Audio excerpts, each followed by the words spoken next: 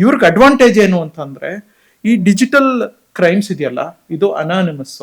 ಅಂದ್ರೆ ನಿಮ್ಗೆ face to face ಆಗಲ್ಲ. ಈಗ ನಾನು ನಿಮ್ನ ಮೋಸ ಮಾಡ್ಬೇಕು ಅಂತಂದ್ರೆ ನಿಮ್ಮ ಎದುರಿಗೆ ಬರಬೇಕು, ನಿಮ್ಮ ಮನಸ್ಸು ಗೆಲ್ಲಬೇಕು, ನಿಮ್ ನಂಬಿಕೆ ಕಳಿಸ್ಬೇಕು, ಆಮೇಲೆ ನನ್ನ ನಿಮ್ಮ ಇದ್ರ ಮೇಲೆ ನಾನು ನಿಮ್ಗೆ ಮೋಸ ಮಾಡ್ಬೋದು. ಇದ್ರಲ್ಲಿ ಹಂಗಲ್ಲ, ಇದು ಫೇಸ್ಲೆಸ್ಸು, ಗಿಲ್ಟ್ಲೆಸ್ಸು, ಅನಾನಿಮಸ್ ಕ್ರೈಮ್. ಹಂಗಂದ್ರೆ ಏನು, ಯಾರು ಎಲ್ಲಿಂದ ಬೇಕಾದ್ರೂ ನಿಮ್ಮನ್ನ ವರ್ಚುವಲ್ ಆಗಿ ನಿಮ್ನ ಮೋಸ ಮಾಡ್ಬೋದು.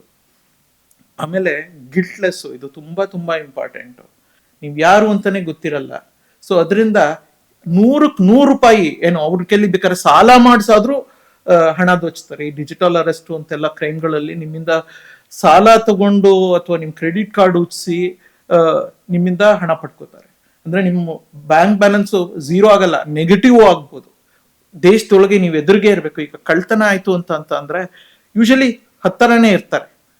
ಇದ್ರಲ್ಲಿ ಹಂಗೇನಿಲ್ಲ, ಎಲ್ಲಿ ವಿದೇಶದಿಂದ ಆಚೆ ಕೂತ್ಕೊಂಡು ನಿಮ್ಮನ್ನ ಮೋಸ ಮಾಡ್ತಿರ್ಬೋದು. ಸೊ ಇದು ಸೈಬರ್ ಕ್ರೈಮು. ಈ ಕ್ರೈಮ್ಗಳಿಗೆ ಇರೋ ಥ್ರೆಟ್ ಸೈಬರ್ ಥ್ರೆಟ್.